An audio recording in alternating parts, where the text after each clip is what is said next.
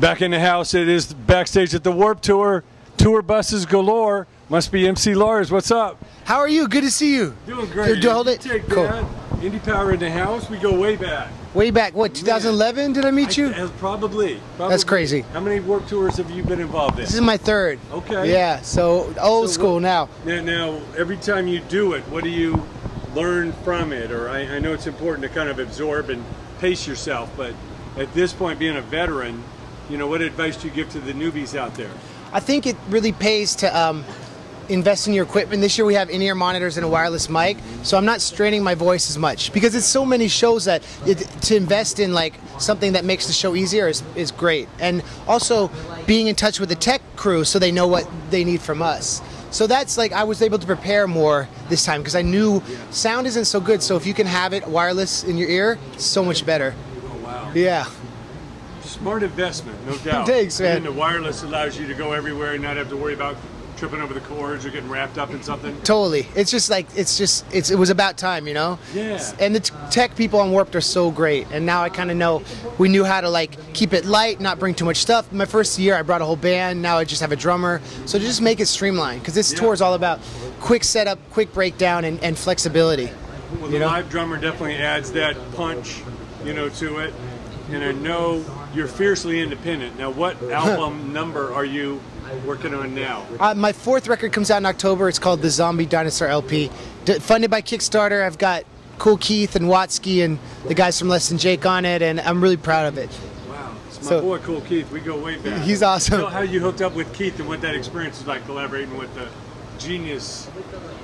Keith is a genius. I mean, he was following me on Twitter, so I sent him a message, and I pitched the concept, which is like Roger Rabbit, where he's, you know, he has the Dr. Doom character, so he's Judge Doom, and I'm Roger, and we're like battling. So it's fun. One of my favorite songs I've ever got to work on. So shout out to him. Yeah.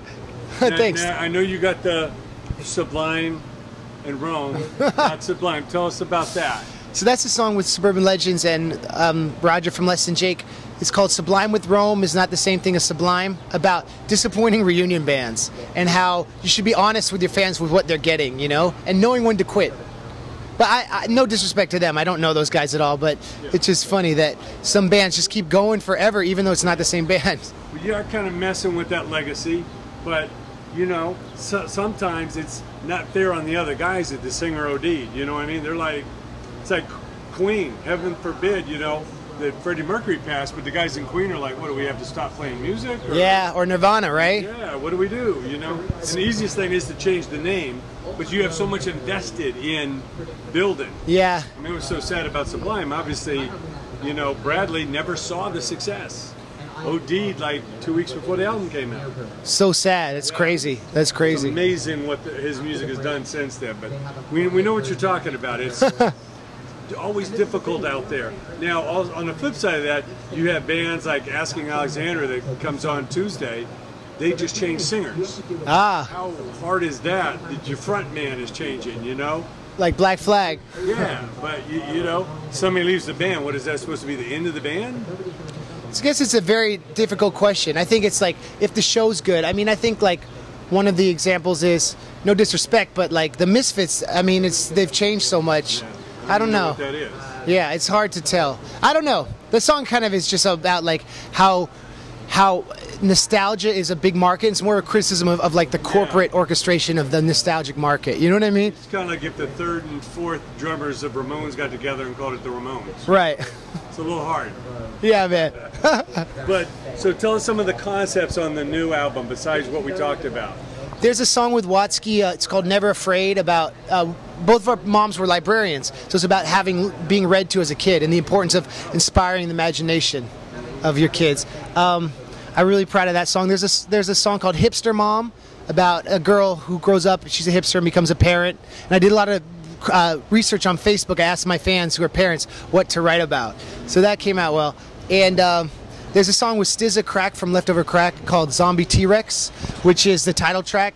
And that song is awesome. That song is kind of like about surviving at any cost. So the whole record is about the theme of the underdog surviving. I guess it ties in with your passion, the indie power, at all costs. You know what I'm saying? Yeah. Do it yourself, yeah. Man, it's just so important. you know, every year more and more rules are broken, and somebody figures out how to do it without the old-fashioned way. Totally. And I think we look back in history, I mean, we've had more changes the last 5 years than 50 years before that. Definitely. You know, it's just, it's kind of make it up as you go, you know? Yeah. Creatively, there's never been any limits, but business-wise, it's just constantly changing. But the Warped Tour is a constant, 21 years in a row, you know? What can you say about Kevin Lyman and his crew that puts together this traveling circus like this every day? Yeah, I think that the Warped Tour, it's so well organized, and it's so cool that they keep bringing me out, and I have nothing but respect and love for them. And the fact that it's so organized, it's like a traveling army, but it's like, also what's cool about it is how he curates what's happening, and how being an artist returning, seeing how our audience is growing every year, that like this tour really, if you put in the work, it really helps. And so, yeah, it's just really well run and really well picked, and really, I don't think there's a more diverse festival. No. You may come out to see this group of artists, but you're always going to go home discovering. 100%. Yeah. And everyone playing is good, and at least really in their genre. You know, it might not be your thing, post-hardcore thrash, but it's good, and it will open your mind. You know what I mean? Yeah. Which is awesome. Well, the common denominator behind the scenes is everybody kind of works together. Everybody's at the barbecue, everybody's trying to help each other, not only to collectively put on a good show, but look out for each other. Because like I say, most of these people out here don't have those old record companies and tour support and, you know, all that type of stuff, you know? I heard it's like 80% indie artists this year, without labels, which is, that's just, it reflects how the music industry is now. Yeah. It's pretty cool. Are there any other DIY kind of tips or things that you're doing that you can impart on others? I think it's important to have like a good college radio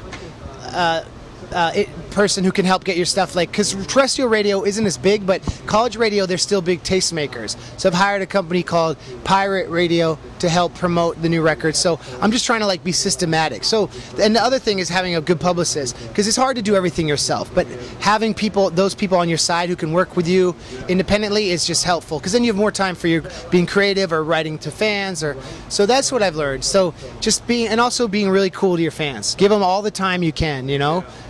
Well, that you know, few minutes of your time can mean the world to them. Totally, man. I remember that for years. Like, man, I really met MC Lars, and we hung out at the Warped Tour. Yeah. You know, you made their day. That's special. Like Ronnie James Dio, he spent a lot of time with his fans, and he said, "That's not my time. That's their time." And I'm better for sharing my time with them because I've made memories. You know. Yeah. That's it. I mean, if you don't have that attitude, it's hard to survive. Yeah. Even someone like him, that's a cool story. I didn't know that. That's awesome. Well, Lars, always great to see you.